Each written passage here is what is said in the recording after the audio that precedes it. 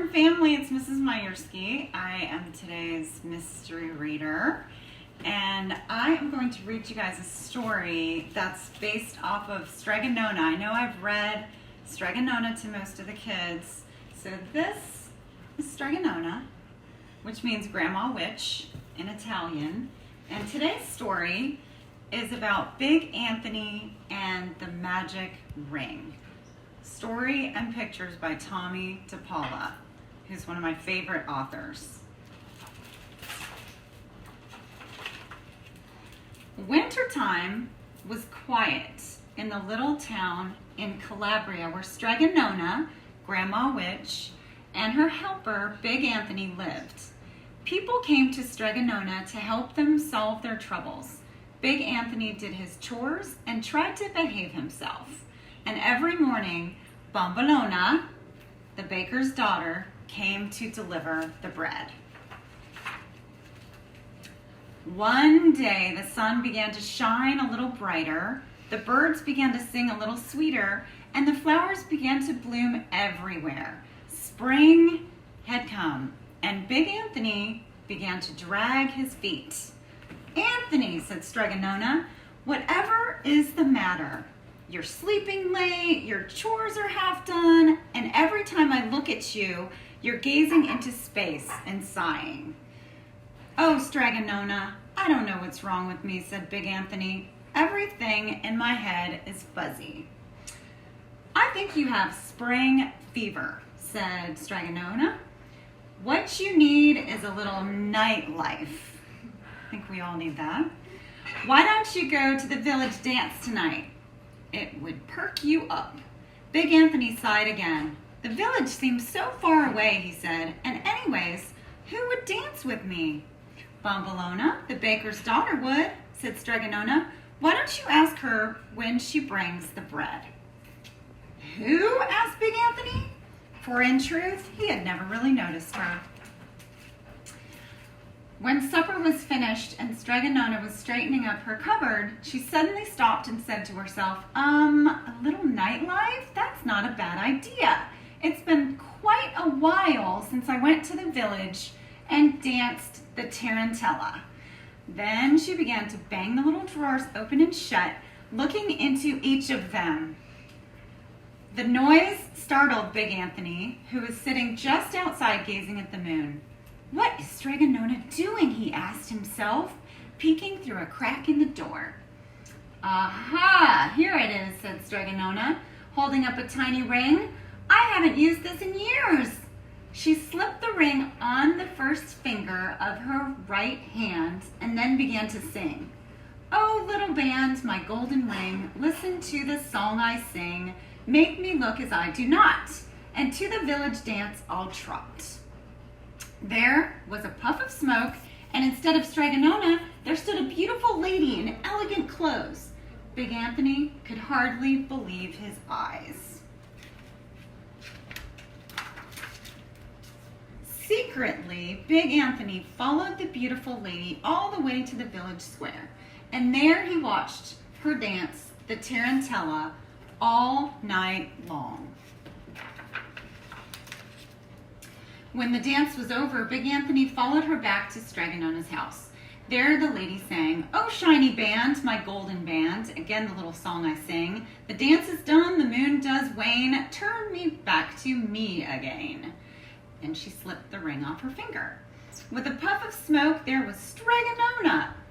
"Oh," whispered Big Anthony, "if only I could get that ring, I would be the handsomest man in all of Calabria, and all the village ladies would want to dance with me."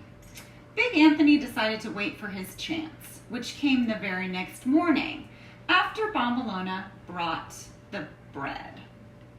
"Anthony, I must go and visit my godchildren," said Stregonona, "now that it's Easter.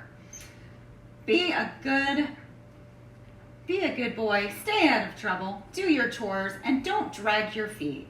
"See, yes, Stregonona," said Big Anthony.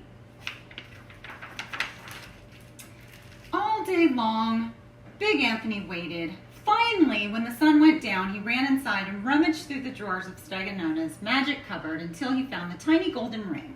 He pushed it on the first finger of his right hand as far as it would go. And then he sang, "Oh, little band, my golden ring, listen to the song I sing. Make me look as I do not, and to the village dance I'll trot." There was a puff of smoke. Big Anthony rushed to the mirror and looked. The face looking back at him was certainly not his own. There stood a handsome Big Anthony in elegant clothes. "Aha!" shouted handsome Big Anthony. "And now for a little nightlife." When he strolled into the village, everyone was dancing the tarantella in the middle of the square. In a second, handsome Big Anthony was surrounded by all the ladies. They had never seen such a handsome man in all their lives. "Come dance with me," each of them cried, pulling at his arms. Round and round they went, dancing the tarantella. "So this is a little nightlife," thought handsome Big Anthony happily. After several hours, handsome Big Anthony was beginning to get a little tired, but the ladies wouldn't let him stop dancing. "Dance with me," they cried. Me, next." And they began to push and shove. They pushed and shoved so much that at last Big Anthony got scared. Un momento, just a minute. Let me catch my breath," he said. But the pushing and shoving and grabbing and kissing only went on more. Handsome Big Anthony began to run, and the ladies began to run too, after him. Handsome Big Anthony stopped and sang, "Oh, shiny band, my golden ring, again the little song I sing. The dance is done, the moon does wane. Turn me back to me again, please." Then he tried to take off the ring, but it stuck fast. "Mamma mia, what am I going to do?" Past the fountain, past the priest, past the sisters of the convent, on their way to prayers, he ran. Out through the gates, past the goats, into the countryside. Me, dance with me, the ladies cried, chasing him. Handsome Big Anthony continued to run. Again he sang the song, although he was out of breath. Again he tugged at the ring, but it wouldn't budge. At last, he climbed a cypress tree to the very top. Now he had nowhere to go. "Help, save me, help," he cried. And he sang some more and tugged some more, but it did no good. The ladies reached the tree and shook it hard, shook and shook it and shook it. "Come down, you handsome devil, dance with us some more." Finally, they shook the tree so hard that handsome Big Anthony lost his grip, flew into the air. "Oh no, now they'll get me for sure," he said. He landed on his handsome big nose right in front of a little house, Straganona's house. And Straganona was home from her visit. It didn't take her the time to blow 3 kisses to see what had happened. "Anthony," she said, "where did you get my magic ring?" "Oh, Straganona, help me please. I only wanted a little fun, just a little nightlife. I sang the song, but the ring is stuck. What am I going to do? Here they come, they're after me. Please make me me again." Straganona opened a flagon of olive oil and rubbed some on his finger. Now she said, "Sing."